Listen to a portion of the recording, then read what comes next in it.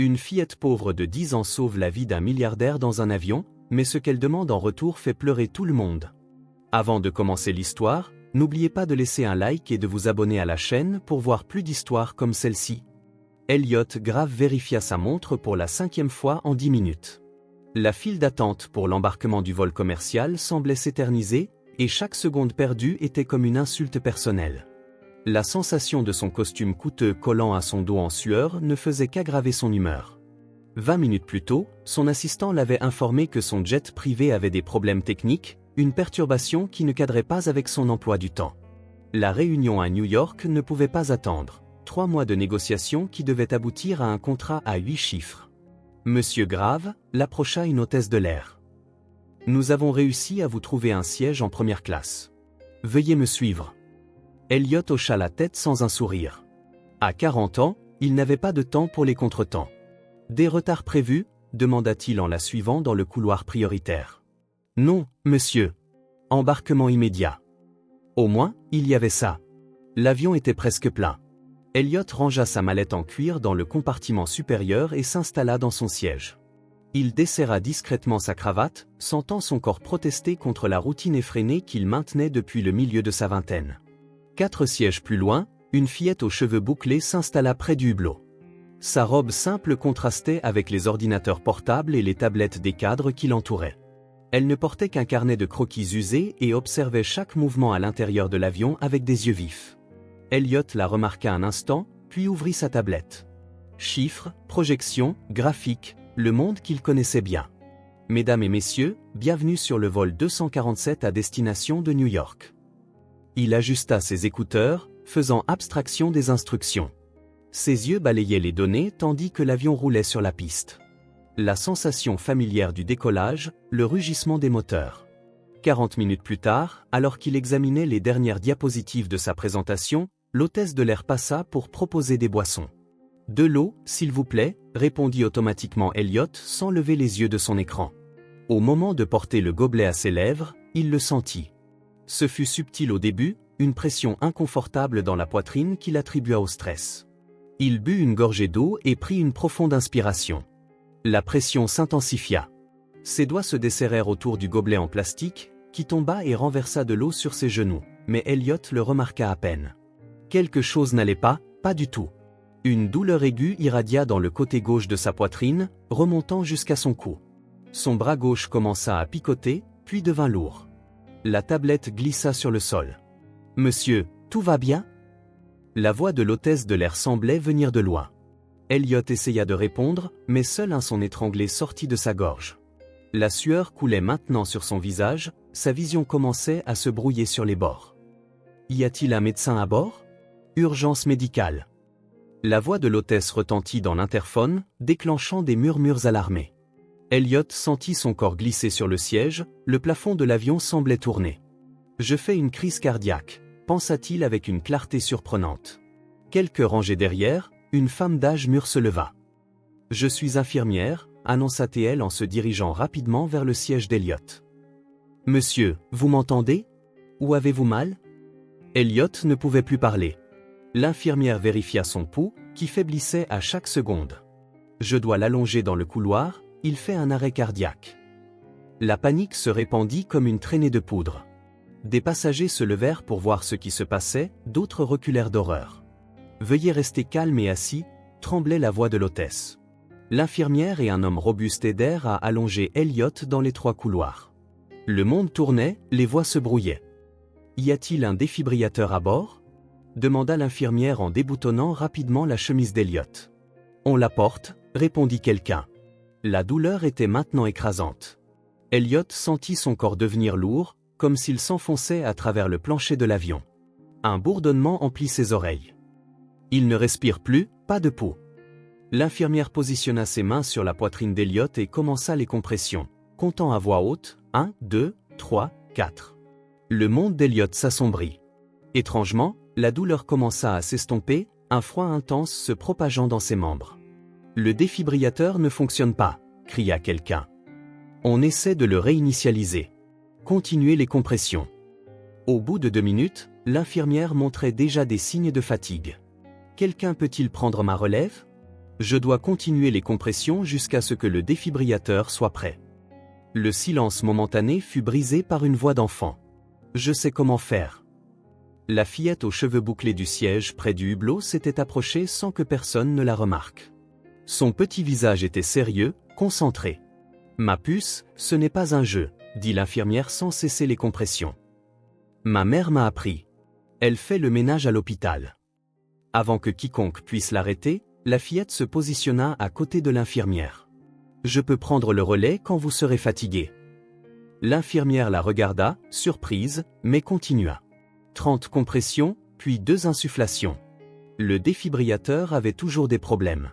Le pilote annonça qu'il tentait un atterrissage d'urgence, mais qu'ils étaient encore à au moins 20 minutes de l'aéroport le plus proche. Lorsque l'infirmière commença à faiblir, la fillette prit le relais. Souviens-toi, forte au milieu de la poitrine, lui rappela l'infirmière. Ses petites mains se placèrent correctement, son visage affichant une concentration féroce qui semblait déplacée chez une si jeune personne. 1, 2, 3, 4.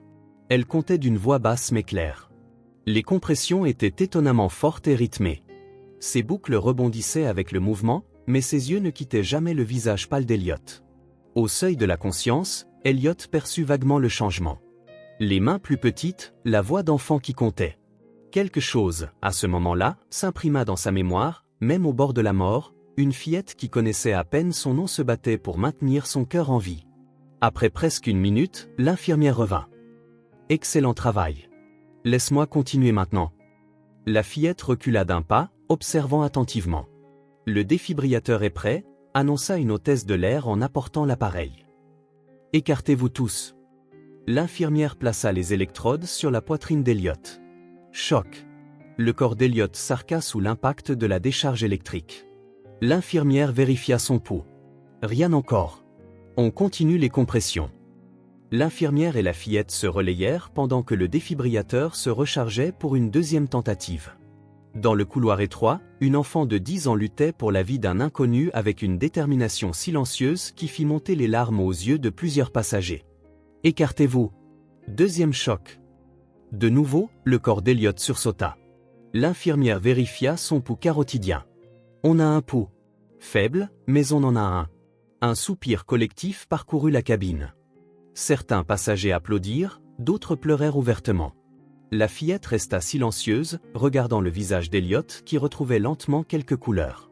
Ses yeux s'ouvrirent, vides et confus. « Il est revenu » annonça l'infirmière. « Monsieur, vous m'entendez » Elliot cligna plusieurs fois des yeux, essayant de comprendre où il était. La douleur était toujours là, mais moins intense. Il essaya de parler, mais sa gorge était trop sèche. « N'essayez pas de parler maintenant » conseilla l'infirmière. « Nous effectuons un atterrissage d'urgence. Tenez bon. » Ses yeux cherchèrent confusément autour de lui jusqu'à ce qu'il trouve la fillette, qui le regardait toujours.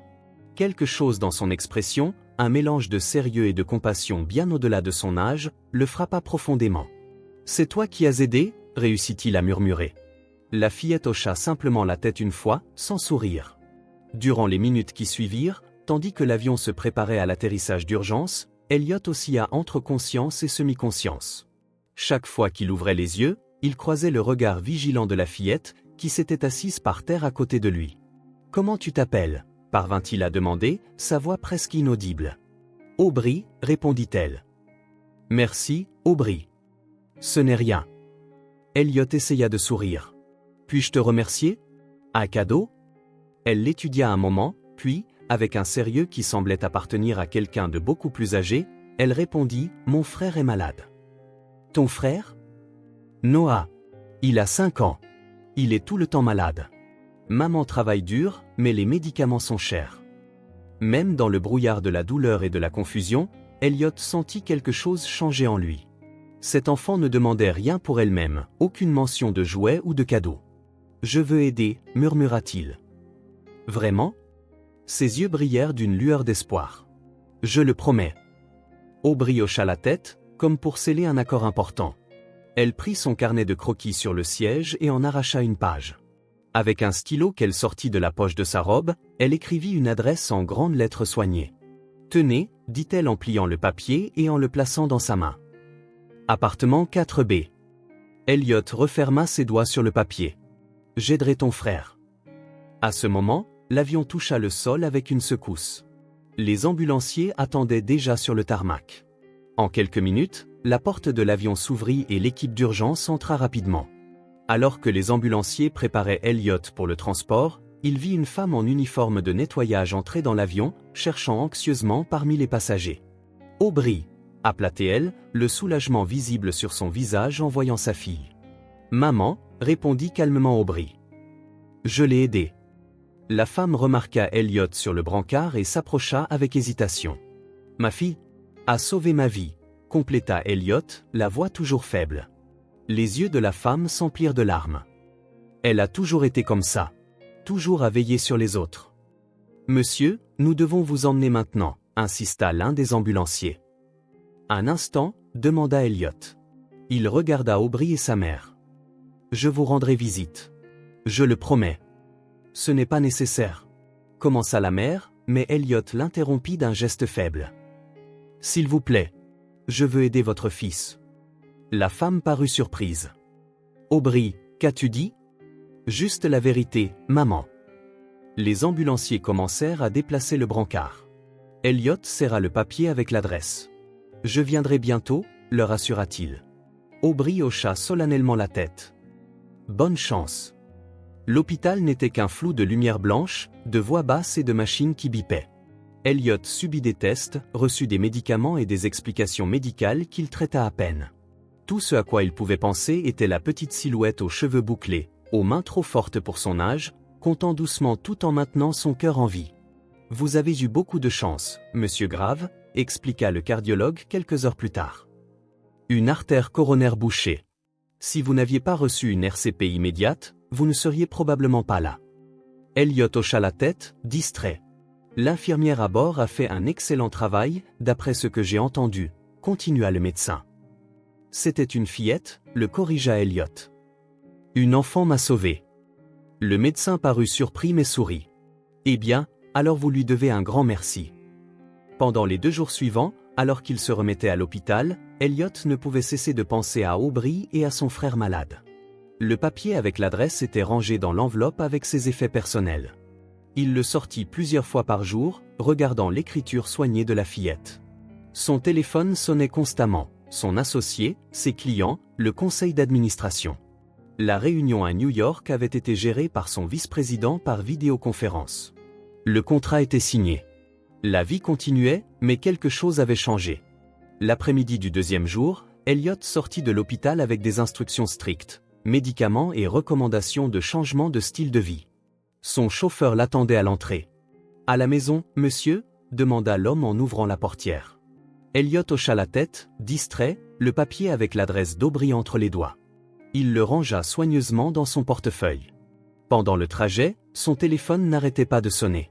Son associé, ses clients, le conseil d'administration, tous voulaient s'assurer que la machine de l'entreprise continuerait de tourner sans accroc, comme s'il n'avait pas frôlé la mort. « J'ai besoin de toi à New York demain », insista Marcus, son associé, quand Elliot répondit enfin. « Les investisseurs sont nerveux après ton incident. » Elliot regarda par la fenêtre la ville qui défilait, les gratte-ciel étincelants, les rues animées, la vie à son rythme effréné. Son monde, jusqu'à il y a 2 jours. « Je ne serai pas à New York demain », répondit-il, se surprenant lui-même. « Quoi ? Elliot, c'est crucial pour… J'ai failli mourir avant-hier, Marcus. » La voix d'Elliot était calme, presque distante. « Le conseil peut attendre. »« Mais tu vas mieux maintenant, n'est-ce pas ? » Le médecin a dit. « J'ai quelque chose d'important à faire d'abord. Plus important que l'entreprise que nous avons bâtie ces 15 dernières années. » L'incrédulité dans la voix de Marcus était palpable. Elliot toucha la poche où il avait mis l'adresse d'Aubrey. « Oui. » Il raccrocha avant que son associé ne puisse argumenter. La voiture s'arrêta devant le luxueux immeuble où vivait Elliot. Le Penthouse avec vue sur Central Park, décoré par un designer célèbre, avait toujours été son refuge et sa fierté. Maintenant, en entrant dans l'espace vaste et silencieux, il se sentit étrangement déplacé. Il se dirigea directement vers son bureau. Sur le bureau impeccablement organisé, il ouvrit son ordinateur portable et commença à taper. D'abord un email à son avocat, puis une recherche sur Internet, meilleur pédiatre spécialiste à New York. En attendant les résultats, il sortit son portefeuille de sa poche et en tira le papier avec l'adresse d'Aubry. Il le regarda longuement, pensant à la fillette sérieuse aux petites mains qui avait maintenu son cœur en vie. Une enfant de 10 ans qui, lorsqu'on lui offrait n'importe quel cadeau, demandait de l'aide non pas pour elle-même, mais pour son frère malade. Elliot décrocha le téléphone. « Dr Phillips, ici Elliot Grave. J'ai besoin d'une recommandation pour le meilleur spécialiste pédiatrique que vous connaissez. Et je veux un rendez-vous pour demain. » En parlant, il sentit quelque chose d'étrange dans sa poitrine. Pas la douleur physique des jours précédents, mais quelque chose de différent. Un sens du but, d'une dette à payer. Et quelque chose de plus qu'il ne pouvait encore nommer. Il regarda à nouveau l'adresse. Appartement 4B, dans un quartier qu'il ne connaissait que par les nouvelles négatives. Un monde complètement différent du sien. « J'irai là-bas demain », murmura-t-il pour lui-même, traçant du doigt les lettres soignées d'Aubry. « J'aiderai ton frère. » Pour la première fois depuis des années, Elliot se sentit connecté à quelque chose de plus grand que sa propre ambition. Quelque chose en lui commençait à changer. La matinée était fraîche quand Elliot demanda à son chauffeur de s'arrêter devant l'adresse qu'il gardait comme un trésor depuis quelques jours. James, qui le servait depuis plus de 8 ans, ne put cacher sa surprise en voyant l'endroit. « Monsieur, vous êtes sûr que c'est ici ?» Elliot vérifia le papier avec l'écriture soignée d'Aubry. « Appartement 4B. » Il regarda par la fenêtre de la luxueuse voiture, un élément clairement déplacé dans cette rue étroite aux bâtiments anciens et usés. Celui avec l'escalier de secours rouillé et des barreaux aux fenêtres du rez-de-chaussée devait être le bon. « Oui, James, c'est ici. »« Dois-je attendre, monsieur ?»« Oui, et s'il vous plaît, soyez discret. » Elliot sortit de la voiture, ajustant instinctivement son costume coûteux. Il avait envisagé de porter quelque chose de plus décontracté, mais réalisa qu'il ne possédait rien qui puisse être vraiment qualifié d'informel dans sa garde-robe. Il portait une mallette en cuir et un sac discret de la pharmacie. Le hall de l'immeuble était faiblement éclairé et sentait un mélange de produits de nettoyage bon marché et de cuisine. Les murs, autrefois blancs, avaient maintenant une teinte jaunâtre due à l'âge, la peinture s'écaillant à plusieurs endroits pour révéler des couches antérieures. Mais Elliot remarqua avec une certaine surprise que le sol était impeccablement propre. Il n'y avait pas d'ascenseur. 4 étages d'escalier que, dans son Penthouse, il aurait monté en quelques secondes dans un ascenseur avec musique d'ambiance. Ici, chaque marche était un rappel des différences entre leurs mondes. Au 4e étage, il s'arrêta pour reprendre son souffle, son corps se remettant encore de sa récente crise cardiaque. Il regarda la porte en face de lui, une simple porte en bois avec les numéros 4B peints à la main, pas une plaque. Elliot prit une profonde inspiration et frappa 3 fois. Il y eut un bref silence, suivi de bruits de pas légers s'approchant. La porte s'entr'ouvrit, retenue par une chaîne de sécurité. Des yeux sombres et méfiants l'observèrent, les mêmes yeux sérieux qu'il avait étudiés alors que son cœur s'arrêtait à 30 000 pieds d'altitude. « Aubry », dit Elliot en essayant d'offrir un sourire rassurant. La porte se referma momentanément, la chaîne fut retirée, puis elle s'ouvrit complètement. Aubry se tenait là, vêtu d'un short en jean et d'un t-shirt rouge délavé. Ses cheveux bouclés étaient attachés en une queue de cheval désordonnée. « Vous êtes vraiment venu, » dit-elle, sans paraître particulièrement surprise. « Je l'avais promis. » Un petit sourire, fugace comme un éclair, illumina son visage un instant. « Ma mère est dans la chambre avec mon frère, » expliqua-t-elle en ouvrant plus grand la porte. « Il ne va pas très bien aujourd'hui. » Elliot entra dans une petite entrée qui menait directement à un modeste salon. L'appartement était minuscule selon ses standards, probablement de la taille de son dressing principal. Les murs avaient désespérément besoin d'une nouvelle couche de peinture et les meubles étaient simples, certains visiblement d'occasion. Mais il y avait autre chose. Une propreté impeccable sur chaque surface, de petites touches de soin partout, une plante sur le rebord de la fenêtre, des photos dans des cadres simples sur le mur, un vase avec des fleurs sauvages sur la table basse. De la dignité. « Aubry, qui est à la porte ?» vint une voix féminine d'une des chambres. « C'est l'homme de l'avion, maman. Il est venu voir Noah. » Une femme apparut dans le couloir étroit, son visage montrant de la surprise et une certaine appréhension. Rachel Wilson paraissait plus jeune que ce à quoi Elliot s'attendait, peut-être au début de la trentaine, mais avec une lassitude dans les yeux qui la vieillissait. Ses cheveux bouclés, comme ceux de sa fille, étaient attachés en un chignon désordonné. Elle portait un jean simple et un chemisier bleu. Monsieur Grave, dit-elle en s'essuyant les mains sur un chiffon qu'elle portait. Aubry m'a dit que vous viendriez peut-être, mais nous ne nous attendions pas à si tôt. Appelez-moi Elliot, s'il vous plaît, répondit-il en lui tendant la main. La sienne était petite mais forte, avec des callosités visibles. Des mains qui connaissaient le travail acharné. J'espère que je ne dérange pas. Pas du tout. Elle fit un geste vague vers le salon. Asseyez-vous, s'il vous plaît. Puis-je vous offrir un café? Pas besoin, merci. Elliot hésita, puis continua. Aubry a mentionné que votre fils ne va pas bien. Le visage de Rachel changea subtilement, une ombre d'inquiétude traversant ses traits. Oui, Noah a des problèmes respiratoires chroniques. Il passe une mauvaise journée. Puis-je le voir? Demanda doucement Elliot. Rachel échangea un regard avec Aubry, qui hocha imperceptiblement la tête. Bien sûr, répondit-elle, bien que sa voix trahisse une hésitation. Par ici. Elle les conduisit dans le couloir étroit jusqu'à une petite chambre. Il n'y avait de la place que pour 2 lits simples et une commode. Sur l'un des lits, sous une fine couverture malgré la chaleur de la journée, gisait un petit garçon. Ses cheveux noirs et bouclés, comme ceux de sa sœur, étaient collés à son front en sueur. Même de loin, Elliot pouvait entendre sa respiration sifflante et difficile. Non, appela doucement Rachel. Nous avons de la visite. Le garçon ouvrit les mêmes yeux expressifs que sa sœur, maintenant brouillés par la fièvre. Il essaya de sourire, mais l'effort semblait épuisant. Salut, murmura-t-il. Elliot sentit une boule dans sa gorge. Il y avait quelque chose de profondément anormal dans cette scène. Un enfant de 5 ans confiné dans un lit alors qu'il devrait courir et jouer. Bonjour, moi, dit-il en s'approchant prudemment. Je suis un ami de ta sœur. C'est l'homme que j'ai aidé dans l'avion, expliqua Aubry à son frère. Tu te souviens, je t'ai raconté? Noah hocha faiblement la tête. Son cœur s'est arrêté. C'est exact. Et ta sœur l'a fait repartir.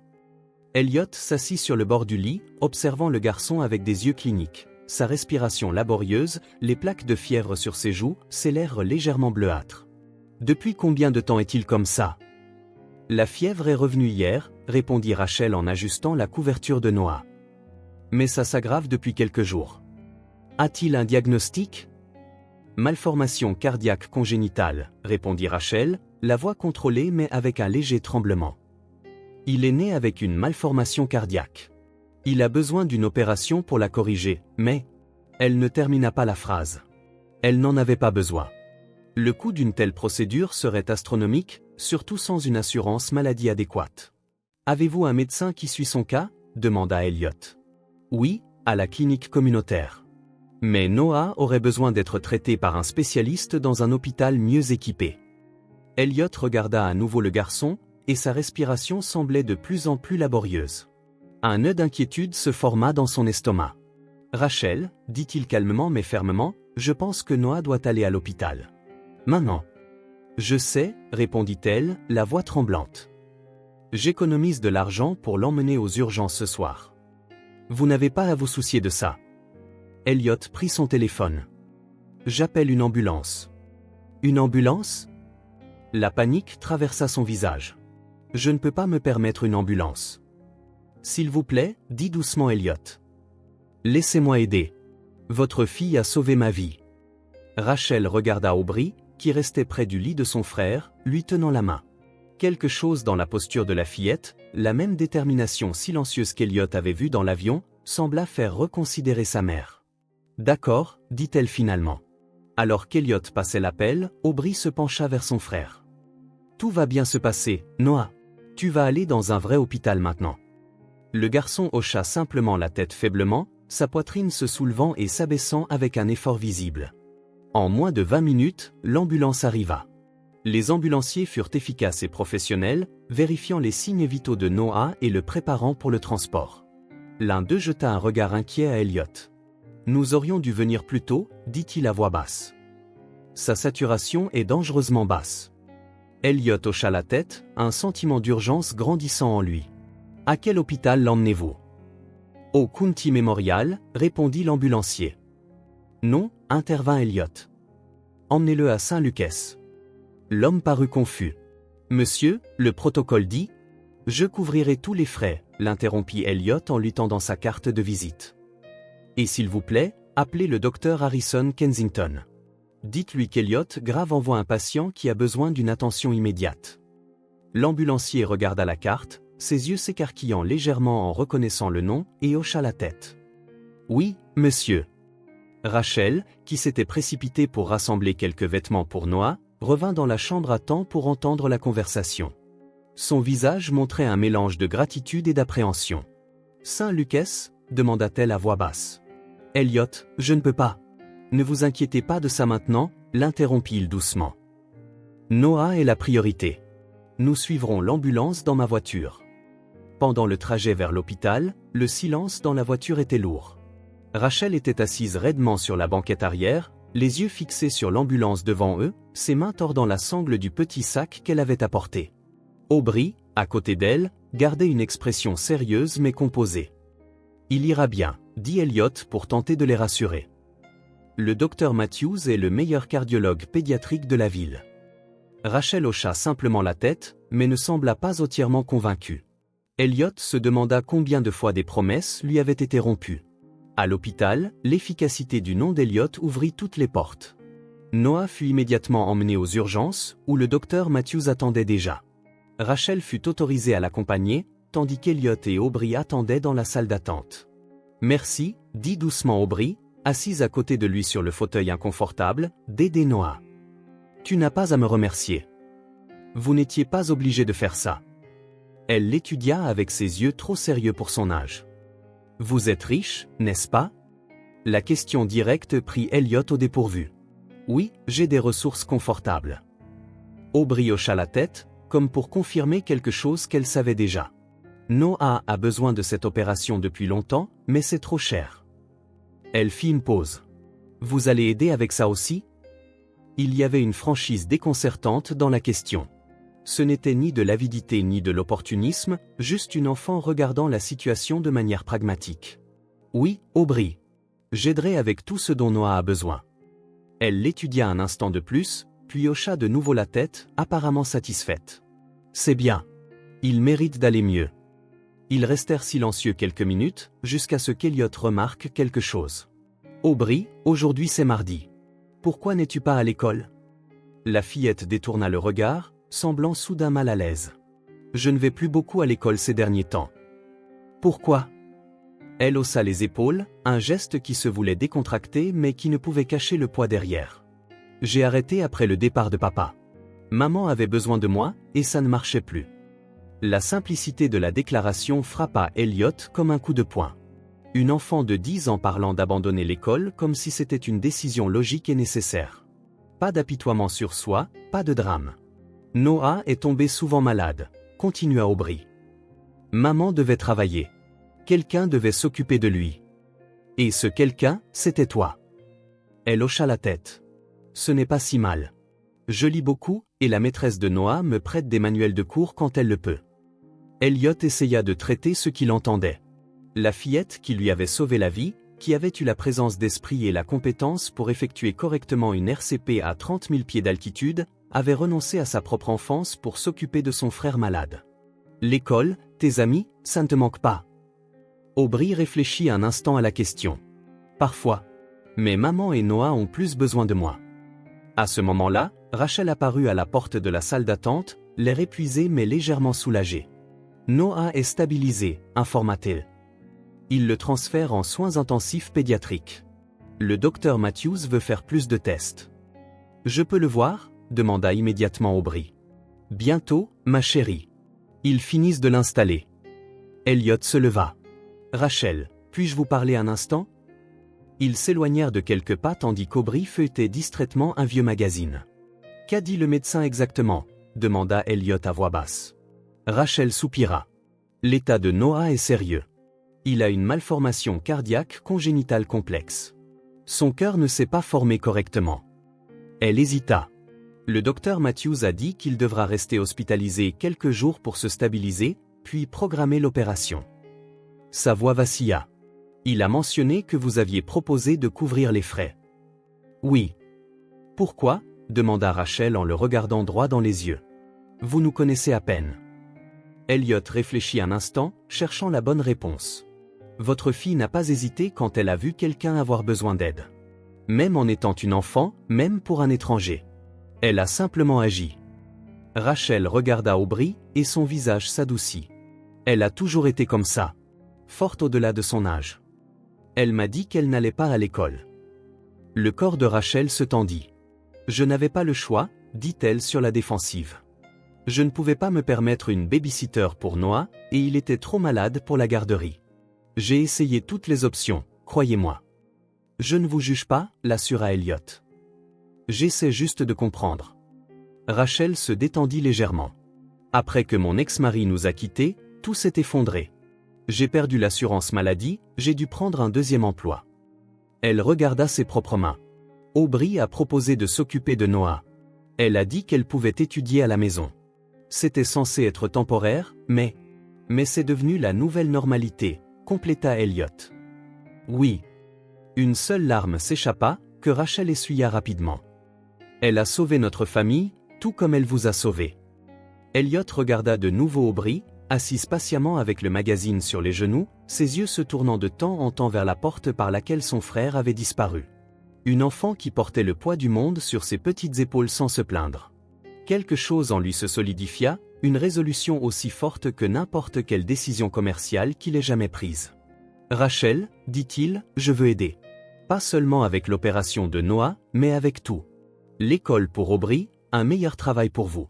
Tout ce qui est nécessaire. Elle le regarda avec méfiance. Pourquoi? Qu'est-ce que vous y gagnez?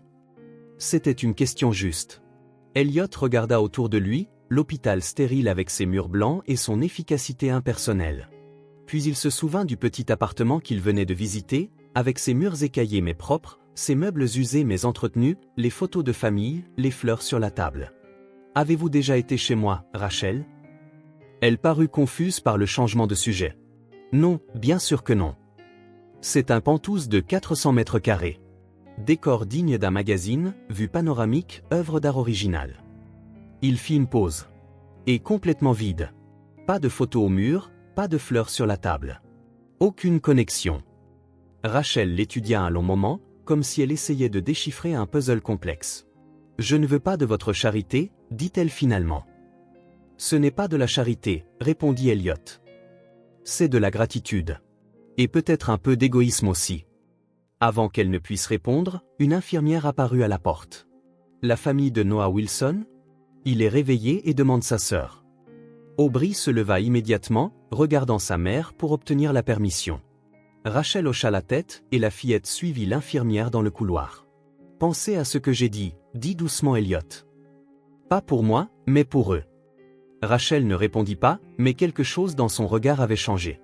Alors qu'ils marchaient ensemble vers l'unité de soins intensifs pédiatriques où se trouvait Noah, Elliot sentit une certitude grandir en lui. La fillette qui lui avait sauvé la vie lui avait, sans le savoir, offert quelque chose d'encore plus précieux, un but. Et il n'allait pas gâcher cette seconde chance. L'unité de soins intensifs pédiatriques de Saint-Lucas était un lieu de contraste. Des murs colorés et des peintures murales joyeuses tentaient d'adoucir la réalité des équipements médicaux, des bips constants et des lumières qui ne s'éteignaient jamais complètement. Rachel connaissait maintenant chaque recoin de cet espace. Après 2 semaines, le fauteuil inclinable à côté du lit de Noah était devenu sa deuxième maison. Madame Wilson. L'infirmière Diane, devenue familière après tant de garde, entra silencieusement dans la chambre. « Je vous ai apporté un peu de thé. » Rachel accepta le gobelet jetable avec un sourire fatigué. « Merci. Comment va-t-il aujourd'hui? » « Il a bien dormi toute la nuit. La fièvre n'est pas revenue. » Rachel regarda son fils endormi, connecté à des moniteurs et des tubes. Malgré tout, ses joues étaient moins pâles aujourd'hui, un petit signe d'amélioration auquel elle se raccrochait de toutes ses forces. L'infirmière vérifia ses signes vitaux et nota quelque chose sur le dossier. Le docteur Matthews fera sa ronde matinale. Peut-être aura-t-il des nouvelles de l'opération. Rachel hocha simplement la tête. Depuis 2 semaines que Noah était hospitalisé, sa vie s'était réduite à ce cycle, moniteur, médicaments, tests, petites victoires quotidiennes et l'espoir fragile que la prochaine procédure soit la définitive. Après le départ de l'infirmière, Rachel prit son téléphone. Elle avait 3 messages non lus. Le premier venait de son superviseur du service de nettoyage. « Rachel, nous ne pouvons plus garder votre poste. Je suis désolé. Elle ferma les yeux un instant, encaissant un autre coup. Ce n'était pas inattendu, mais ça faisait quand même mal. Le deuxième était d'Aubry. « Bonjour maman. Tu as bien dormi? Je présente mon projet de science aujourd'hui. Elliot vient me chercher après l'école. Je t'aime. » Le troisième, d'Elliot lui-même. « Bonjour Rachel. J'emmène Aubry à l'école et je la récupère plus tard. Elle a tout ce qu'il faut pour son projet. Nous passerons voir Noah en fin d'après-midi. As-tu besoin de quelque chose? » Rachel relut le dernier message, ressentant un mélange de gratitude et d'un malaise indéfinissable. Au cours des 2 semaines qui avaient suivi l'hospitalisation de Noah, Elliot Grave était devenu une présence constante dans leur vie. Au début, elle avait résisté, par fierté et par la méfiance naturelle de quelqu'un qui a appris à la dure que rien n'est gratuit. Mais chaque jour, il se révélait différent. Quand il devint clair que Rachel devrait rester à l'hôpital avec Noah, Elliot s'occupa simplement de la logistique pour Aubry. Il l'emmenait à l'école, la récupérait, l'aidait avec ses devoirs et s'assurait qu'elle mangeait bien. Le premier week-end, lorsque Rachel put rentrer brièvement à la maison pour prendre une vraie douche et des vêtements propres, elle trouva le réfrigérateur rempli et les factures du mois payées. Il n'y avait rien de romantique ou de séducteur dans ses gestes, juste une aide pratique, discrète et respectueuse. Comme s'il payait une dette, bien que Rachel sût que toute dette avait déjà été plus que réglée. « Maman ?»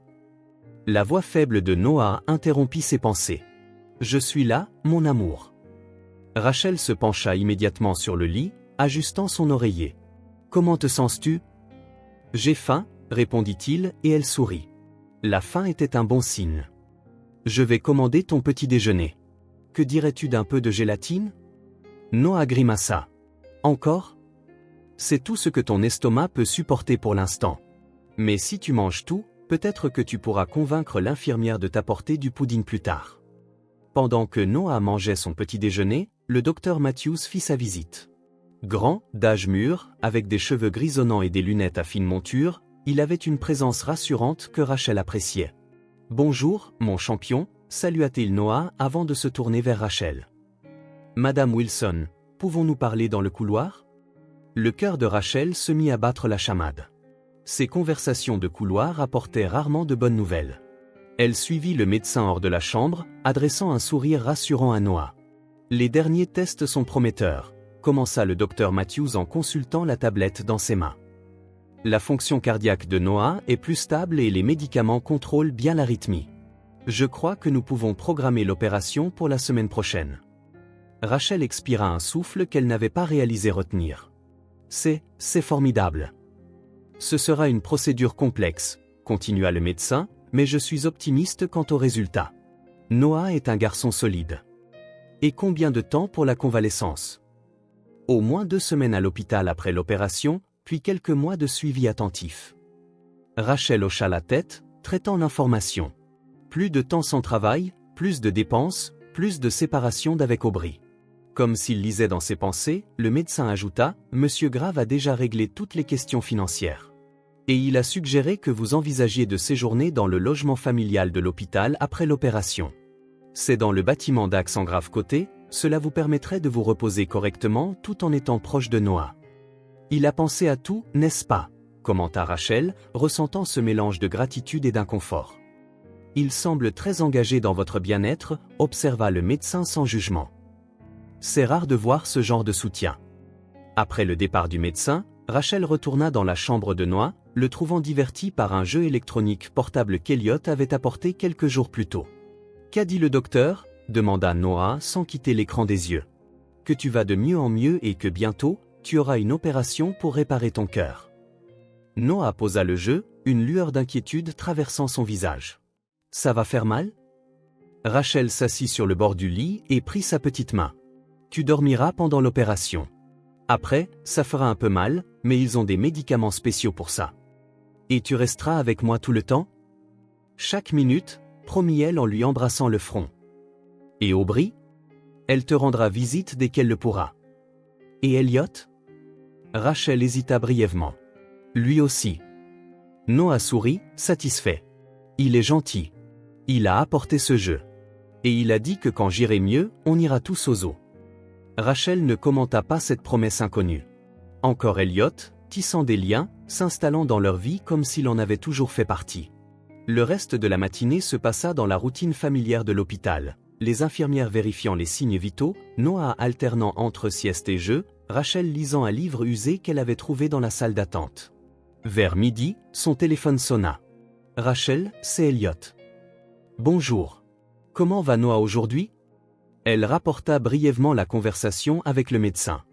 Elliot écouta attentivement, posant des questions pertinentes sur les prochaines étapes. « C'est une excellente nouvelle, dit-il quand elle eut fini. Un grand pas. Écoute, je suis avec Aubrey maintenant. Je viens de la récupérer à l'école. Elle aimerait te montrer quelque chose en vidéo. Je peux allumer la caméra ? Bien sûr. » L'image d'Aubrey apparut à l'écran, ses boucles en désordre et un sourire timide sur le visage. « Salut maman. Regarde ce que j'ai fait en cours de sciences. » Elle brandit un petit terrarium, une bouteille en plastique coupée et transformée en un écosystème miniature avec de la terre, des mousses et de petites plantes. « C'est magnifique, ma chérie. La maîtresse a dit que c'était le meilleur de la classe. Je te l'apporterai pour que tu le voies de près plus tard. J'ai hâte. » La conversation se poursuivit quelques minutes, Aubrey parlant de l'école avec un enthousiasme que Rachel n'avait pas vu depuis longtemps. Depuis son retour en classe régulière, la fillette semblait redécouvrir la joie d'être simplement une enfant. « Rachel, » reprit Elliot au téléphone après qu'Aubrey se soit éloigné. « Il y a autre chose dont je voudrais discuter avec vous. Pas par téléphone. Quand nous passerons plus tard, pourrons-nous parler ? » « Oui, bien sûr. » Elle essaya d'interpréter son ton, mais n'y parvint pas. « Il s'est passé quelque chose avec Aubrey ? » Non, non, elle va très bien. C'est autre chose. À 17h. Après avoir raccroché, Rachel se demanda ce qu'Elliot Grave voulait encore offrir ou demander.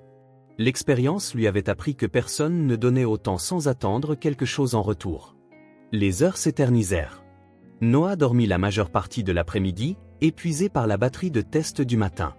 Rachel en profita pour prendre une douche dans la petite salle de bain attenante à la chambre et changer de vêtements, de petits luxes qui devenaient significatifs après des jours passés sur une chaise d'hôpital. À 17h précise, elle entendit les voix familières dans le couloir. Aubrey entra la première, portant soigneusement le terrarium, suivi d'Elliot qui portait un sac en papier. « Maman !» Aubrey posa le terrarium sur la table à côté du lit et serra Rachel dans ses bras. « Je t'ai apporté ton sandwich préféré. Et pour Noah, de la gélatine au raisin. Il va adorer quand il se réveillera. » Rachel sourit en lui rendant son étreinte. Ces moments lui manquaient, l'odeur des cheveux de sa fille, la solidité de son petit corps contre le sien. « Comment s'est passée ta journée ?» demanda-t-elle alors qu'elle déballait les sandwichs. Aubrey se mit à raconter avec animation ses aventures scolaires. Rachel observait, émerveillée par la transformation. La fillette qui, des semaines auparavant, portait le poids du monde sur ses petites épaules, gesticulait maintenant avec énergie en parlant d'une expérience scientifique. Et puis la maîtresse a dit que mon dessin était très détaillé et que je devrais envisager des cours d'art. C'est merveilleux, ma chérie. Elliot a dit que je pourrais prendre des cours après l'école, si je veux. Rachel jeta un regard rapide à l'homme qui se tenait discrètement près de la porte. Il haussa les épaules, comme pour dire, juste une idée. Nous y réfléchirons quand Noah ira mieux, répondit Rachel diplomatiquement. Aubrey hocha la tête, acceptant la réponse, et se dirigea vers le lit de son frère. Je peux le réveiller ? Je veux lui montrer mon terrarium. Laisse-le se reposer encore un peu, suggéra Rachel. Au fait, pourquoi ne montres-tu pas à Elliot ce distributeur d'autocollants que tu as aimé ? C'était une excuse transparente pour être seul avec Elliot, mais Aubrey ne sembla pas le remarquer. D'accord. Viens, Elliot. Dès qu'ils furent partis, Rachel s'accorda un moment de faiblesse, s'enfonçant dans le fauteuil. La fatigue des derniers jours pesait sur chaque muscle. Quand Elliot revint quelques minutes plus tard, elle avait déjà retrouvé sa contenance. Il portait 2 cafés. « J'ai pensé que tu en aurais besoin, » dit-il en lui tendant une tasse. « Merci. » Elle accepta, reconnaissante pour la chaleur et la caféine. « Où est Aubrey ?» En train de discuter avec une des infirmières sur le fonctionnement du moniteur cardiaque. Elle a une curiosité sans fin pour tout. Rachel sourit. Elle a toujours été comme ça, depuis toute petite. Un silence confortable s'installa entre eux. Rachel remarqua à quel point Elliot semblait différent de l'homme impeccablement vêtu qu'elle avait rencontré des semaines auparavant. Il portait un jean et une simple chemise maintenant, et il y avait quelque chose de plus détendu dans sa posture. Vous vouliez parler de quelque chose, demanda-t-elle finalement. Elliot hocha la tête, s'asseyant sur la chaise à côté d'elle. Rachel, je sais que votre situation professionnelle est compliquée. Elle se tendit. Comment savez-vous ça? Vous avez mentionné qu'il ne pouvait pas garder votre poste longtemps. Et aujourd'hui, quand j'ai appelé pour les informer que vous seriez encore absente, votre superviseur a clairement indiqué que votre emploi n'existait plus. Rachel sentit son visage brûler. C'était humiliant d'avoir sa vie ainsi exposée. Rachel, continua Elliot, sa voix douce, je veux vous offrir un emploi. Dans mon entreprise. Elle le dévisagea, surprise. Un emploi? Pour faire quoi? Je suis femme de ménage, Elliot. Je n'ai pas les qualifications pour? Assistante administrative au département des services sociaux de l'entreprise. C'est un nouveau secteur que nous développons. Je n'ai aucune expérience de ça. Vous avez toutes les qualifications qui comptent. Vous êtes organisée, fiable, travailleuse. Le reste peut s'apprendre. Rachel l'étudia, essayant de comprendre ses motivations. Pourquoi faites-vous tout ça? Vous avez déjà financé le traitement de Noah, aidé Aubrey à retourner à l'école, et maintenant ça. Elliot regarda Noah dormir paisiblement avant de répondre. J'ai tout, dit-il finalement. Une entreprise qui réussit, de l'argent, des propriétés. Mais je n'ai personne avec qui partager quoi que ce soit. La simplicité de la confession l'a pris au dépourvu. Écoutez, je ne demande rien en retour, Rachel, continua-t-il, comme s'il lisait dans ses pensées. Il n'y a pas d'attente romantique ou quoi que ce soit du genre. C'est juste. Il fit une pause, cherchant ses mots. Votre fille m'a donné une seconde chance dans la vie, littéralement. Et vous rencontrer tous m'a montré que je vivais d'une manière creuse. Rachel sentit quelque chose s'adoucir en elle, une résistance qu'elle maintenait depuis le premier jour. Vous n'avez pas baissé les bras, n'est-ce pas? Observa-t-elle. Sur Noah, sur Aubrey, sur le fait d'essayer d'aider. Vous non plus, répondit Elliot. J'ai vu comment vous êtes restée forte pour eux, même quand tout semblait impossible. Rachel ne répondit pas immédiatement. Au lieu de cela, elle regarda son fils endormi, les moniteurs qui enregistraient les battements de son petit cœur imparfait. J'accepte le travail, dit-elle finalement. Mais à une condition. Laquelle?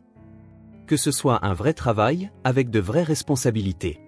Je ne veux pas de charité déguisée. Elliot sourit en lui tendant la main. Marché conclu. Et je vous préviens, je suis un patron exigeant. Elle accepta sa poignée de main, sentant pour la première fois depuis des années qu'il y avait de la place pour respirer. Aubrey revint à ce moment-là, excité par ses nouvelles connaissances sur les moniteurs cardiaques. Maman, savais-tu que les bips changent en fonction de la façon dont le cœur bat? L'infirmière Diane m'a montré. Fascinant, ma chérie. Et je lui ai dit que je serais médecin quand je serai grande. Ou peut-être scientifique. Ou les deux. Rachel sourit en regardant sa fille. Pendant si longtemps, Aubrey avait étouffé ses rêves, assumant des responsabilités qui n'étaient pas les siennes. La voir rêver à nouveau était comme assister à un miracle silencieux. Cette nuit-là, après qu'Elliot eut ramené Aubrey à la maison, Rachel resta près du lit de Noah, lui tenant la main pendant qu'il dormait. Sa conversation avec Elliot lui revenait en mémoire. « Vous n'avez pas baissé les bras », avait-il dit. Et c'était vrai. Malgré tout l'abandon de son ex-mari, les difficultés financières, la maladie de Noah, elle n'avait jamais envisagé d'abandonner. Peut-être était-il temps de permettre à quelqu'un de l'aider à porter le fardeau. Non par faiblesse, mais par un choix conscient. Pour Noah, pour Aubrey, pour la première fois depuis longtemps, pour elle-même aussi. En regardant son fils endormi, Rachel fit une promesse silencieuse. Elle n'abandonnerait jamais. Mais elle apprendrait aussi à accepter l'aide offerte sans arrière-pensée. Pour la première fois depuis des semaines, elle s'endormit sans le poids écrasant de l'inquiétude, bercée par le son constant des moniteurs et la promesse d'un lendemain un peu moins solitaire. La douce lumière du soir filtrait à travers les fenêtres de l'appartement de Rachel, jetant des ombres dorées sur les murs fraîchement peints. Sur la table de la cuisine, des assiettes vides portaient encore les traces du dîner partagé. Des éclats de rire provenaient du salon, où Noah exhibait son nouveau jeu de société. « Pas juste, tu triches », accusa Aubrey en riant alors que son frère déplaçait son pion 2 cases au-delà de ce qui était permis. « Même pas vrai », protesta Noah, mais son sourire malicieux le trahissait. « Si, champion, je t'ai vu sauter cette case », commenta Elliot en ébouriffant les cheveux du garçon. « Vous êtes tous contre moi, feignit de s'indigner Noah, mais ses yeux pétillaient de joie. Depuis le seuil de la cuisine, Rachel observait la scène, une tasse de thé à la main. 3 mois s'étaient écoulés depuis l'opération de Noah. 3 mois de convalescence progressive, de petites étapes célébrées, d'une normalité qui semblait autrefois impossible. La cicatrice sur la poitrine du garçon, maintenant une ligne rose sous son t-shirt, était le seul rappel visible de ces jours d'angoisse. Le Noah qui courait, jouait et trichait occasionnellement aux jeux de société semblait un enfant complètement différent de celui qui avait passé des semaines dans un lit d'hôpital. « Quelqu'un d'autre veut du dessert ?» demanda Rachel en entrant dans le salon. « Moi » leva immédiatement la main Noah. « Seulement si tu promets de jouer loyalement » conditionna Elliot en faisant un clin d'œil à Aubrey. Noah soupira théâtralement. « D'accord, je promets. » Alors que Rachel servait la tarte aux pommes qu'ils avaient préparée ensemble plus tôt, Elliot se pencha en arrière sur le canapé, observant la scène avec un sentiment de plénitude qui le surprenait encore. À un moment donné au cours des derniers mois, ces vendredis soirs étaient devenus sacrés dans son emploi du temps. Dîner chez Rachel, jeux avec les enfants, conversations simples sur la vie quotidienne. Pour quelqu'un qui vivait autrefois entre réunions d'affaires et dîners formels avec des clients, la simplicité de ces moments était révolutionnaire. Et cela guérissait quelque chose en lui qu'il ne savait même pas être brisé. « Elliot, tu la veux avec ou sans glace ?» demanda Aubrey, tenant la cuillère de service. « Avec, s'il te plaît. »« Beaucoup. »« Tu as de la chance de ne pas avoir de problème de cœur » commenta nonchalamment Noah en montrant sa propre cicatrice. « Sinon, tu ne pourrais pas manger autant de glace. » Un bref silence suivit le commentaire innocent. Elliot et Rachel échangèrent un regard rapide. Seuls connaissaient l'état cardiaque récemment diagnostiqué d'Elliot, un secret qu'ils avaient décidé de garder pour les enfants pour l'instant. Même avec un cœur en bonne santé, il ne faut pas manger trop de sucreries, brisa le moment Rachel en ébouriffant les cheveux d'Elliot comme elle le faisait avec ses enfants. Tu donnes le mauvais exemple. Elliot sourit, reconnaissant pour l'intervention. C'est vrai. Peut-être juste une demi-boule de glace, alors. La soirée se poursuivit avec le jeu de société, Noah jouant désormais principalement honnêtement. Lorsque la partie se termina, Aubrey étant déclarée gagnante, Noah bâillait déjà. « L'heure d'aller au lit, jeune homme » annonça Rachel en voyant les yeux lourds de son fils. « Mais je n'ai pas sommeil » protesta-t-il automatiquement, contredit par un autre bâillement. « Bien sûr que non » le taquina Elliot. « C'est juste ton corps qui se fatigue de toute cette croissance. » Noah considéra l'explication. « Ça a du sens. Je suis plus grand que la semaine dernière. » Certainement, acquiesça solennellement Elliot. Bientôt, tu seras plus grand que nous tous. Rachel emmena Noah se brosser les dents et se préparer pour le lit. Aubrey commença à rassembler les pièces du jeu, les rangeant méthodiquement dans la boîte. Tu viens demain aussi ? Demanda-t-elle à Elliot sans lever les yeux. Pas demain, j'ai une réunion le matin. Mais on peut faire quelque chose dimanche, si tu veux. Elle hocha la tête, satisfaite. On peut continuer le jardin sur ta terrasse ? Bien sûr. Les semis que nous avons plantés la semaine dernière sont déjà en train de germer. Un petit sourire illumina le visage d'Aubrey. Elle était toujours une fille de peu de mots, mais ses sourires étaient devenus plus fréquents ces derniers mois, de petites victoires qu'Elliot cataloguait mentalement. Quand Rachel revint, Aubrey avait déjà rangé le jeu et montrait maintenant à Elliot un dessin qu'elle avait fait à l'école. C'est Noah à l'hôpital, expliqua-t-elle en montrant les silhouettes simplifiées. Et nous sommes là en visite. Regarde, tu as apporté des fleurs. Je me souviens bien de ce jour, commenta Elliot en admirant le dessin. Tu as du talent, Aubrey. Ma prof d'art dit que j'ai un bon sens des proportions. Elle a tout à fait raison. Rachel s'assit sur la coudoir du canapé, regardant le dessin par-dessus l'épaule d'Elliot.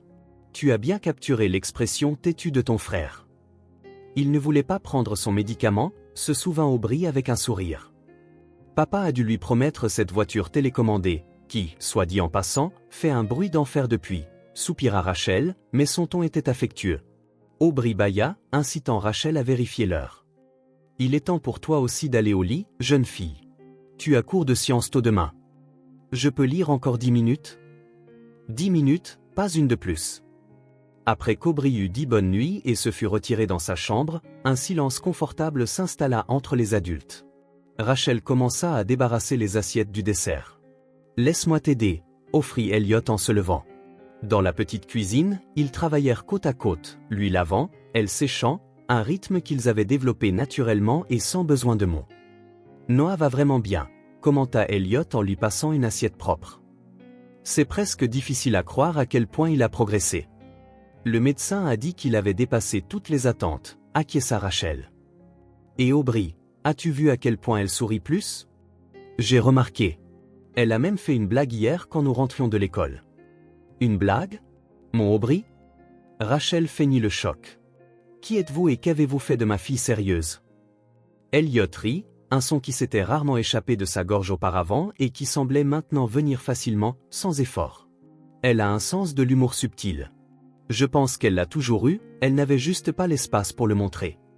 Rachel l'observa un moment, une expression pensive sur le visage. Tu es différent aussi, tu sais. Comment ça? Plus léger.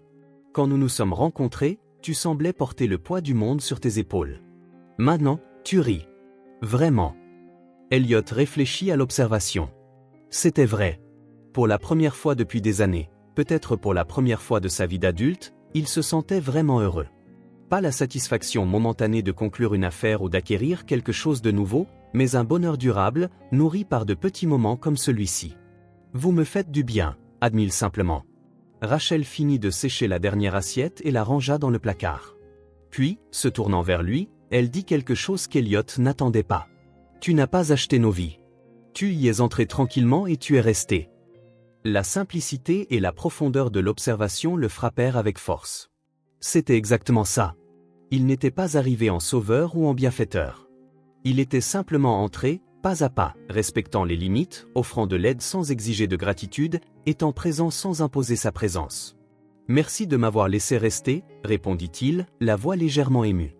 Rachel sourit, lui serrant brièvement le bras avant de changer de sujet, sensible à l'émotion du moment. Aubrey est excitée à l'idée de visiter ta maison demain. Elle ne parle que de ce jardin sur la terrasse. Qui aurait cru que je deviendrais jardinier à 40 ans, plaisanta Elliot, reconnaissant pour le changement de ton. La vie est pleine de surprises. Peu de temps après, Elliot prit congé, promettant de venir chercher Aubrey le dimanche pour la visite de son appartement. En rentrant chez lui en voiture, il réfléchit aux paroles de Rachel. Tu y es entré tranquillement et tu es resté. Il y avait quelque chose de profondément vrai dans cette observation qui touchait au cœur de ce qu'il ressentait ces derniers mois. Puis le dimanche arriva, ensoleillé, parfait pour le jardinage. Elliot passa prendre Aubrey juste après le petit déjeuner, promettant à Rachel de la ramener avant le dîner. J'ai apporté les graines que tu as demandées, annonça Aubrey dès qu'elle monta dans la voiture, brandissant une petite enveloppe en papier. Excellent. Des tournesols. Oui, la vendeuse a dit qu'ils poussaient bien dans de grands pots. Pendant le trajet vers l'appartement d'Elliot, Aubrey parla du livre qu'elle lisait, l'histoire d'une fille qui découvrait un jardin secret. La coïncidence n'échappa pas à Elliot. Peut-être que notre jardin sur la terrasse peut être secret aussi, suggéra-t-il. Mais il n'est pas caché. Il est sur le toit de l'immeuble. Secret ne veut pas dire caché. Ça peut être spécial, connu seulement de quelques personnes. Aubrey considéra l'idée. Comme un club. Exactement. Le club du jardin secret. Quand ils arrivèrent à l'appartement, Elliot observa comment Aubrey se déplaçait maintenant avec familiarité dans l'espace. Lors de ses premières visites, elle avait été prudente, presque craintive de l'opulence du lieu. Maintenant, elle laissa tomber son sac à dos sur le banc de l'entrée et se dirigea directement vers la terrasse sans hésitation. La terrasse, autrefois un espace stérile avec des meubles design minimalistes, s'était transformée ces derniers mois. Des pots de différentes tailles occupaient un coin ensoleillé, avec des plantes à divers stades de croissance. C'était un projet qu'ils avaient commencé ensemble après la convalescence de Noah, une suggestion désinvolte d'Elliot qui était devenue un rituel partagé. « Regarde, les plants de tomates ont des fleurs », s'exclama Aubrey en courant examiner les petites fleurs jaunes. « Bientôt, nous aurons des tomates fraîches », commenta Elliot en la suivant. « On pourra les apporter à ta mère pour faire de la sauce. » Ils passèrent la matinée à travailler côte à côte, préparant un nouveau pot pour les tournesols, arrosant les plantes existantes, enlevant les feuilles mortes. Aubrey parlait de chaque plante comme si c'était une amie, notant chaque nouvelle feuille ou bourgeon avec enthousiasme. « Tu aimes vraiment ça, n'est-ce pas ?» observa Elliot en voyant la concentration sur son visage alors qu'elle enlevait délicatement une mauvaise herbe. « J'aime voir les choses pousser, » répondit-elle simplement. « C'est comme de la magie, mais en vrai. » Pour le déjeuner, Ils préparèrent des sandwichs ensemble dans la cuisine rarement utilisée d'Elliot. Un autre changement. Avant qu'Aubrey n'entre dans sa vie, cette cuisine ne servait qu'à réchauffer des plats préparés ou à faire du café. On peut cueillir des herbes du jardin, suggéra Aubrey, se dirigeant déjà vers la terrasse pour prendre du basilic frais. Ils mangèrent au comptoir de la cuisine, discutant des plans pour agrandir le jardin et des légumes qu'ils essaieraient de cultiver ensuite. Elliot réalisa, non pour la première fois, à quel point il était facile de parler avec Aubrey. Bien qu'elle n'ait que 10 ans, elle possédait une maturité qui rendait la conversation fluide et significative. Après le déjeuner, ils s'assirent dans le salon pour lire, un autre rituel qu'ils avaient développé. Aubrey avec son livre sur le jardin secret, Elliot avec une biographie qu'avant de rencontrer la fillette, il n'aurait probablement jamais eu le temps de lire. Le silence confortable n'était interrompu que par le bruit occasionnel des pages tournées. À un moment donné, Elliot réalisa que les bruits avaient complètement cessé. Il regarda et vit qu'Aubrey s'était endormi, le livre encore ouvert sur ses genoux. Soigneusement pour ne pas la réveiller, Elliot retira le livre et le posa sur la table basse. Puis il prit une couverture douce dans le placard et la couvrit délicatement. Aubrey ne bougea même pas, son visage détendu dans le sommeil d'une manière qu'il était rarement lorsqu'elle était éveillée. Elliot s'assit dans le fauteuil en face du canapé, observant simplement la fillette endormie. Il y avait quelque chose de profondément émouvant dans la confiance implicite de ce moment. Aubrey se sentant suffisamment en sécurité chez lui pour s'endormir sans souci. « Tu m'as sauvé dans les airs », pensa-t-il, sentant une vague d'émotion qu'il n'essaya pas de contenir. « Et maintenant, tu me sauves tous les jours, par ta façon d'être. » C'était vrai. Cet enfant extraordinaire, avec sa force tranquille et sa capacité à trouver la beauté dans les choses les plus simples, avait transformé sa vie d'une manière qu'il n'aurait jamais pu prédire. Avant elle, ses journées étaient une succession de rendez-vous, de négociations, d'acquisitions. Un mouvement constant sans véritable sens. Maintenant, il y avait des tournesols qui poussaient sur sa terrasse. Il y avait une marque de crayon sur le mur de la cuisine, à la hauteur exacte d'Aubrey, où ils avaient décidé de mesurer sa croissance chaque mois. Il y avait une étagère dans la bibliothèque avec des livres pour enfants et jeunes adultes, soigneusement sélectionnés pour ses intérêts évolutifs. De petites choses, des détails que la plupart des gens ne remarqueraient même pas, mais pour Elliot, ils étaient la preuve d'une vie vraiment vécue et non simplement existée. Le soleil de l'après-midi avançait dans la pièce, créant des motifs dorés sur le sol. Dans son pantouse avec vue panoramique sur la ville, Elliot Grave, homme d'affaires, millionnaire, solitaire depuis si longtemps, commençait à comprendre le vrai sens de l'appartenance. Il ne s'agissait pas de posséder un lieu, un titre ou un statut. Il s'agissait de ces connexions invisibles, formées dans les petites routines partagées. Il s'agissait de connaître la marque de céréales préférée de quelqu'un, ou de savoir exactement comment il aime plier les serviettes, ou de reconnaître la signification d'un certain regard. En regardant Aubrey dormir paisiblement sous la couverture, Elliot sentit une certitude grandir en lui. La certitude qu'il avait trouvé sa place dans le monde. Et c'était à côté de cette famille improbable que le destin avait placé sur son chemin lorsque son cœur avait littéralement cessé de battre. Les petites choses, un déjeuner partagé, des mains tachées de terre, une enfant endormie sur son canapé où était, après tout, celle qui avait vraiment le pouvoir de guérir. La pluie s'abattait contre les fenêtres du pantouse d'Elliot avec une intensité qui semblait faire écho à la douleur dans sa poitrine. Il avait annulé le dîner avec Rachel et les enfants, prétextant un engagement professionnel de dernière minute. La vérité, qu'il ne voulait pas partager, était qu'il ne se sentait pas bien depuis le matin. Une pression inconfortable dans la poitrine qu'il avait essayé d'ignorer, l'attribuant au stress ou à une indigestion. Maintenant, cependant, à 22 heures, seul dans son vaste appartement, la douleur s'était intensifiée au point qu'il ne pouvait plus la nier. Assis sur le bord du lit, la chemise partiellement ouverte, Elliot sentit une sueur froide couler dans son dos alors que la douleur irradiait dans son bras gauche. « Pas maintenant », murmura-t-il, reconnaissant les signes. « S'il vous plaît, pas maintenant. » Avec des doigts tremblants, il attrapa le téléphone sur la table de chevet. Les chiffres semblaient se brouiller devant ses yeux. Il réussit à composer le numéro des urgences. La voix de l'opérateur semblait lointaine, comme si elle venait d'un tunnel. « Urgence, quel est votre problème ? » « Crise, je crois que je fais une crise cardiaque », réussit-il à dire, la voix faible. Il récita son adresse mécaniquement. « Monsieur, pouvez-vous ouvrir la porte pour les ambulanciers ? Ils sont en route. » Elliot murmura une affirmation, puis raccrocha. Avec un effort surhumain, Il se traîna dans le couloir jusqu'à l'entrée. Chaque pas était une bataille contre la douleur qui ressemblait maintenant à un poing serré lui écrasant la poitrine. Il atteignit la porte, la déverrouilla, puis ses jambes cédèrent. Il glissa sur le sol, le dos appuyé contre le mur. Des pensées fragmentées traversaient son esprit confus. Rachel, Aubry, Noah. Le jardin sur la terrasse, les graines de tournesol qui n'avaient pas encore germé. La pièce de théâtre de l'école d'Aubry la semaine prochaine, pour laquelle il avait promis d'être au premier rang. « Je n'ai pas encore fini », murmura-t-il à l'appartement vide alors que l'obscurité commençait à l'engloutir. Les lumières blanches, les bips rythmés, l'odeur inimitable de l'hôpital. Elliot cligna plusieurs fois des yeux, la conscience revenant lentement. Il n'était pas dans son appartement. Il était en vie. Une infirmière remarqua qu'il s'était réveillé et s'approcha.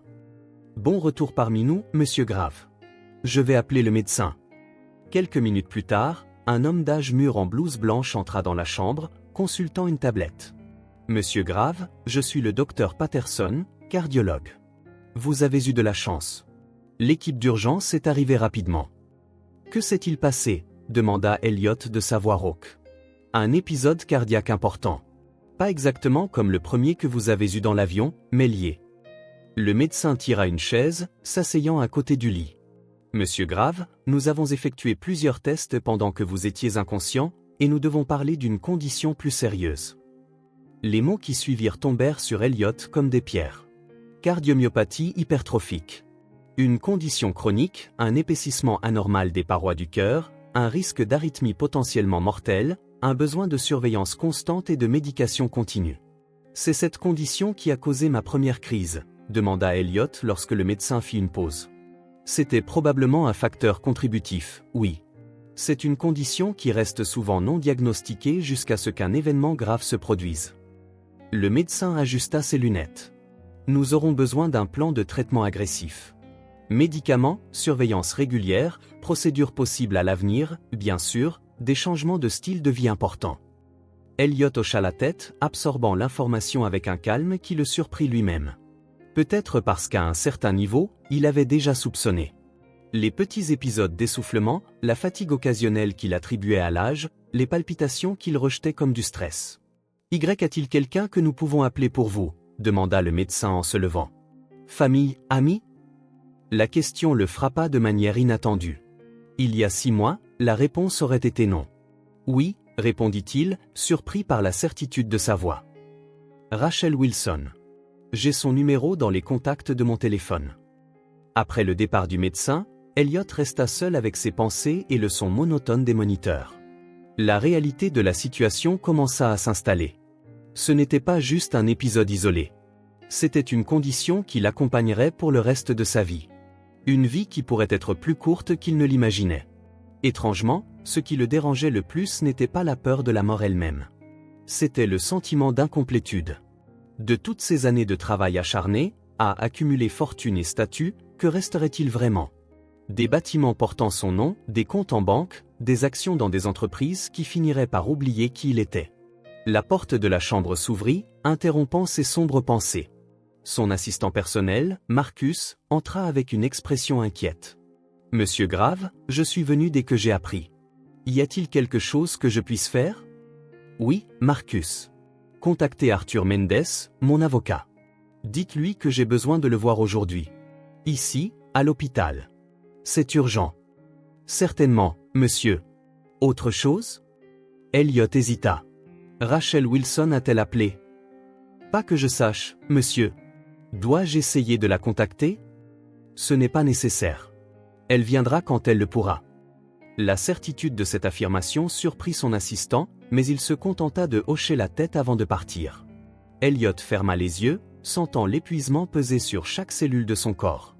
Mais son esprit restait actif, réorganisant les priorités, prenant des décisions. Arthur Mendes arriva en fin d'après-midi, sa familière mallette en cuir sous le bras. L'avocat d'âge mûr connaissait Elliot depuis plus de 15 ans et était l'un des rares à le traiter avec une franchise absolue. « Vous avez une mine affreuse », fut son salut en entrant dans la chambre. « Merci pour l'honnêteté », répondit Elliot avec un faible sourire. « Que s'est-il passé ? » ?»« Problème cardiaque. Chronique, apparemment. Je vis avec une bombe à retardement dans la poitrine sans le savoir. » Arthur hocha gravement la tête, posant la mallette sur la table à côté du lit. Je suis désolé, Elliot. Que puis-je faire? Je dois réviser complètement mon testament. Je comprends. Des directives spécifiques? Elliot prit une profonde inspiration, organisant ses pensées. Je veux tout léguer à Aubrey Wilson. L'avocat haussa les sourcils, sa seule manifestation de surprise. La fillette dont vous m'avez parlé? Celle qui vous a fait la RCP dans l'avion? Oui. Tout. Les entreprises, les propriétés, les actions, les comptes. Tout. Avec les protections appropriées, bien sûr. Un fonds fiduciaire structuré, débloqué par étapes. C'est une mineure. Arthur prit des notes rapides sur son bloc-notes. Et pour la mère, Rachel, c'est bien ça. Un fonds séparé pour elle, substantiel. Et un pour le frère, Noah. Mais la majeure partie du patrimoine va à Aubrey, avec Rachel comme administratrice jusqu'à sa majorité. D'autres dispositions? Des dons à des œuvres de charité, d'autres bénéficiaires? Elliot réfléchit un instant. Oui, maintenez les dons annuels aux fondations que nous soutenons déjà. Et je veux en créer une nouvelle, axée sur la recherche cardiovasculaire pédiatrique. Pendant l'heure qui suivit, ils peaufinèrent les détails. Arthur posa des questions pertinentes, prit des notes, offrit parfois des suggestions. Quand il rangea enfin son bloc-notes, il regarda Elliot avec une expression contemplative. C'est un sacré changement par rapport à votre dernier testament. Avant, tout allait à mes cousins éloignés et à quelques institutions. Des gens que je connais à peine. Et cette famille, vous la connaissez vraiment? Elliot regarda par la fenêtre de l'hôpital le ciel qui commençait à s'assombrir. Mieux que quiconque. Arthur hocha la tête, acceptant la réponse. Je préparerai les documents. Je peux les apporter demain pour la signature. Merci, Arthur. Quand l'avocat partit, Elliot sentit une étrange paix s'installer en lui. C'était comme si, en décidant de son héritage, il avait résolu une question fondamentale qui le dérangeait depuis toute sa vie d'adulte. La nuit tomba. Les infirmières allaient et venaient, vérifiant les moniteurs, ajustant les médicaments. Elliot somnolait par intermittence, se réveillant à chaque son, à chaque bip inhabituel. C'est lors d'un de ces moments de semi-conscience qu'il entendit la porte s'ouvrir doucement. Il ouvrit les yeux, s'attendant à voir une autre infirmière, mais trouva à la place une paire d'yeux sombres et sérieux qu'il connaissait bien. « Aubrey » murmura-t-il, la voix remplie d'émotion. Elle s'approcha du lit prudemment, comme si elle craignait que tout mouvement brusque ne lui fasse du mal. Elle portait un pyjama sous son manteau, ses cheveux bouclés en une queue de cheval désordonnée. Elle était clairement venue en hâte. « Salut » dit-elle simplement. « Comment savais-tu que j'étais ici ?»« L'hôpital a appelé maman. Elle parle au docteur. » Elliot essaya de se redresser un peu, mais la douleur le fit grimacer. « Tu ne devrais pas être au lit? Il est tard. Je ne pouvais pas dormir en sachant que tu es ici. » La simplicité de la réponse le toucha profondément. « Je suis désolé pour la frayeur, » dit-il.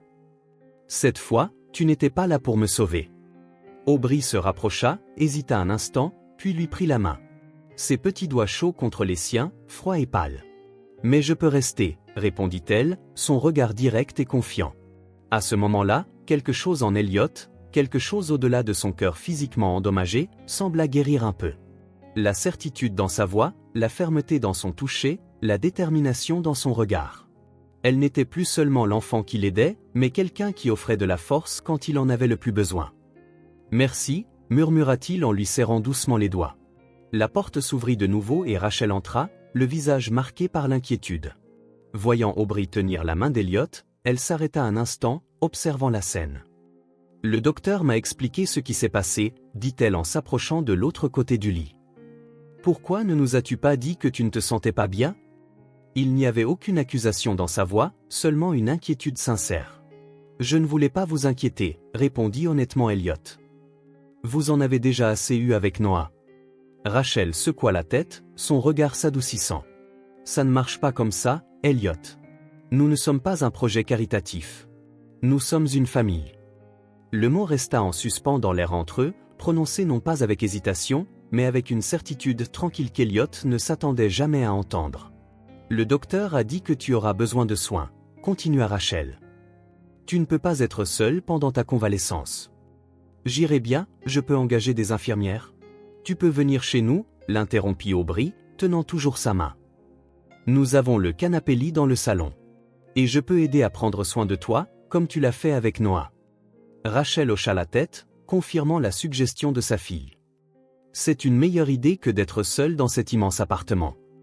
Elliot sentit quelque chose de chaud et d'inconnu se dilater dans sa poitrine.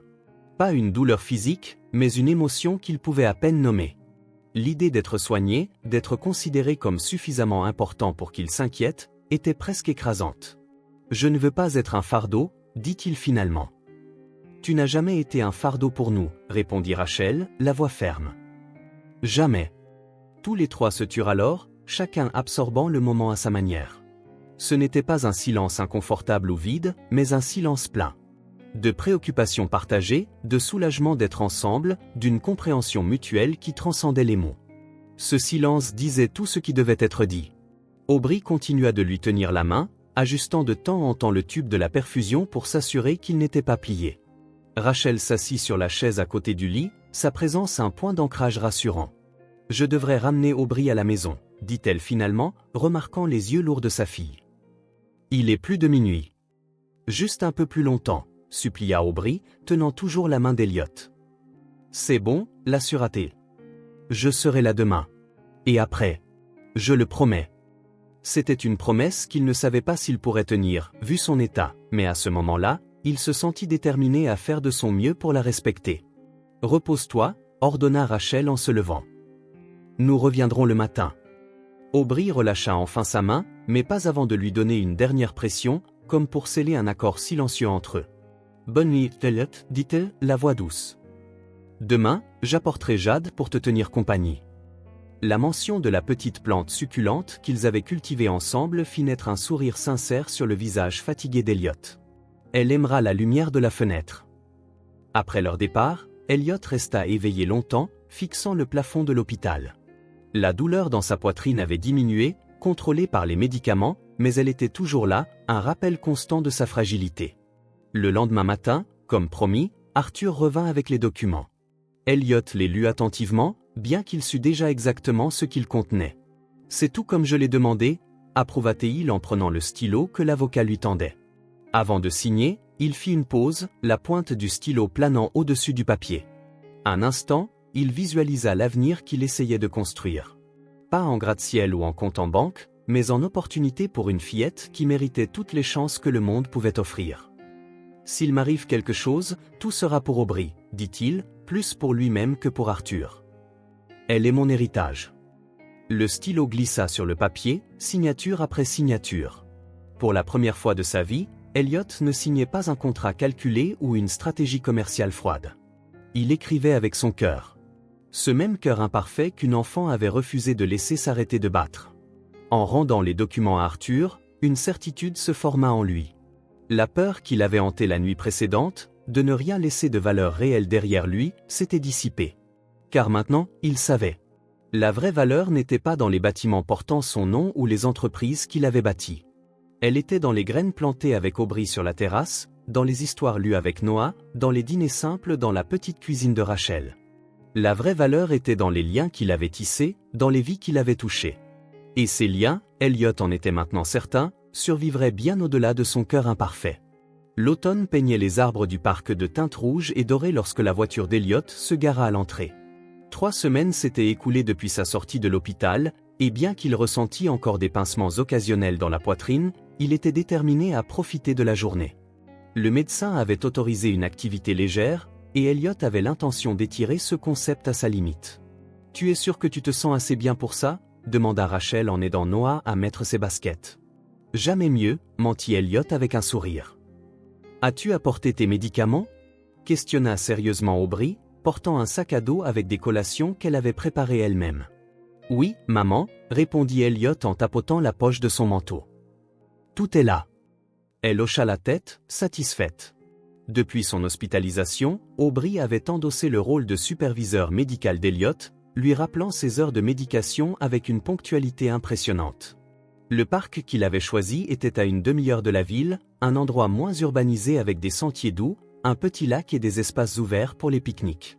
Le genre d'endroit qu'il n'aurait jamais fréquenté dans sa vie antérieure. « Regarde, des canards !» s'exclama Noah dès qu'ils sortirent de la voiture, montrant le lac où plusieurs oiseaux glissaient paisiblement. On peut les nourrir? Demanda Aubrey, vérifiant déjà son sac à dos. Bien sûr, répondit Elliot en sortant un petit sac de son propre sac à dos. J'ai apporté des graines spéciales pour canards. Le pain n'est pas bon pour eux. Rachel haussa les sourcils, impressionnée. Tu as vraiment pensé à tout. J'ai essayé, Daniel. Je voulais que ce soit une journée spéciale. Et ce fut le cas. Ils commencèrent par nourrir les canards, Noah riant joyeusement chaque fois que les oiseaux s'approchaient pour prendre les graines. Puis ils suivirent un sentier doux, Elliot ajustant son rythme pour correspondre aux jambes courtes de Noah, discrètement, pour ne pas forcer son propre cœur. Aubrey marchait devant, se retournant de temps en temps pour montrer une feuille intéressante ou une pierre inhabituelle. Saviez-vous que ces arbres ont plus de 100 ans? Commenta Elliot en montrant les chênes majestueux qui bordaient le sentier. Plus vieux que toi? Demanda innocemment Noah, provoquant des rires. Beaucoup plus vieux que moi, champion, répondit Elliot en ébouriffant les cheveux du garçon. Ils trouvèrent un endroit parfait pour pique-niquer, une petite clairière surplombant le lac, à l'abri de vieux arbres. Elliot étendit la couverture tandis que Rachel disposait la nourriture, sandwichs, fruits, jus et les biscuits qu'Aubrey avait préparés la veille. « Ça va ?» demanda discrètement Rachel, remarquant comment il s'appuyait contre un arbre. « Juste besoin de m'asseoir un peu, admit-il. » Pendant le déjeuner, ils parlèrent de choses simples, le projet de science d'Aubrey, les nouvelles amitiés de Noah, les histoires que Rachel rapportait de son travail dans l'entreprise d'Elliot, où elle avait déjà été promue. « J'ai apporté une surprise », annonça Elliot après qu'ils eurent fini. De son sac à dos, il sortit un appareil photo instantané. « Waouh !» s'exclama Aubrey, les yeux brillants. « C'est un de ceux qui impriment tout de suite ?» Exactement. J'ai pensé qu'on pourrait faire un album de cette journée. Les heures suivantes furent remplies de clics et de rires. Ils prirent des photos de tout, les canards sur le lac, les arbres colorés, les nuages dans le ciel. Mais surtout, des photos les uns des autres. Elliot et Noah faisant des grimaces, Aubrey avec des feuilles colorées arrangées comme une couronne, Rachel avec ses enfants, et avec l'aide d'un gentil passant, une photo d'eux quatre ensemble, des sourires sincères sous la lumière dorée de l'après-midi. « Je veux une glace », annonça Noah alors que l'après-midi touchait à sa fin. « Non, ne sois pas impoli », le réprimanda doucement Rachel. « En fait, » intervint Elliot, « j'ai vu un stand de glace près de l'entrée. Qu'en pensez-vous » Les yeux de Noah s'illuminèrent, et même Aubrey ne put cacher son enthousiasme. Ils se dirigèrent vers le stand coloré où un homme âgé servait des glaces artisanales. Noah a choisi chocolat avec un supplément de garniture, Aubrey opta pour la fraise, Rachel pour la vanille et Elliot pour la pistache. Assis sur un banc, savourant les glaces qui fondaient rapidement, Elliot ressentit une paix qu'il n'avait jamais connue auparavant. Le soleil filtrant à travers les feuilles, le rire de Noah à chaque goutte de glace qui coulait, l'expression détendue de Rachel, la façon dont Aubrey se penchait contre son épaule. C'était parfait. Et comme toutes les choses parfaites, cela portait une touche de mélancolie, la conscience de sa fragilité. Alors que le soleil commençait à se coucher, ils rassemblèrent leurs affaires. Noah, épuisé, s'endormit dans la voiture dès qu'il s'assit. Aubrey, bien qu'elle essayât de rester éveillée, luttait aussi contre le sommeil. En arrivant à l'appartement, Elliot porta Noah, toujours endormi, tandis que Rachel et Aubrey portaient le reste de leurs affaires. « Je vais le mettre au lit », murmura Rachel en entrant. Elliot hocha la tête, déposant soigneusement le garçon sur le canapé. Aubrey hésita un instant, tiraillé entre le désir d'aller dans son propre lit et la réticence à mettre fin à la journée.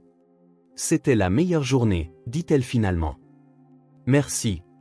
Pour moi aussi, Aubrey. » Elle s'approcha, et dans un geste rare, le serra brièvement dans ses bras avant de se diriger vers sa chambre. Elliot resta dans le salon, examinant les photos qu'ils avaient prises, les étalant sur la table. Chacune racontait une partie de cette journée parfaite. Le sourire de Noah, l'expression concentrée d'Aubrey, le regard serein de Rachel. Quand elle revint, il était toujours en train d'organiser les photos. Ils se sont endormis instantanément, commenta-t-elle en s'asseyant à côté de lui. Vous avez réussi à les épuiser complètement. Et moi-même, admit Elliot avec un sourire fatigué. Rachel l'étudia un moment. Tu aurais dû nous dire que tu n'étais pas encore complètement rétabli. On aurait pu reporter. Et manquer une journée comme celle-ci? Jamais. Elle sourit, prenant l'une des photos, celle d'eux quatre ensemble. Elle est superbe. Je vais l'encadrer. Un silence confortable s'installa alors qu'ils continuaient à organiser les photographies. Une intimité naturelle s'était développée entre eux, non pas romantique, mais profonde. Une compréhension qui transcendait les mots. « Rachel », dit finalement Elliot, sachant que le moment était venu. « Nous devons parler de quelque chose. » Elle leva les yeux, alerte. « Qu'est-ce qui ne va pas? C'est ton cœur? » Oui et non. Il prit une profonde inspiration. « Le problème cardiaque que j'ai, c'est chronique. Je peux vivre des décennies avec les bons médicaments, un exercice approprié, un suivi médical. Ou je pourrais avoir un autre épisode demain. » Rachel ne dit rien, mais son expression montrait qu'elle comprenait la gravité de la situation. « J'ai appris que j'ai une maladie cardiaque. Je ne sais pas combien de temps il me reste. » Elliot fit une pause, rassemblant ses forces. « Mais s'il arrive quelque chose, trouve mon avocat, Arthur Mendes. Votre avenir est garanti. »« Elliot, s'il te plaît. Laisse-moi finir, demanda-t-il doucement. « J'ai modifié mon testament. J'ai créé des fonds pour l'éducation des enfants, pour votre sécurité financière. Quoi qu'il m'arrive, vous n'aurez jamais à vous soucier de l'argent. » Rachel resta silencieuse un long moment, les yeux fixés sur les photographies.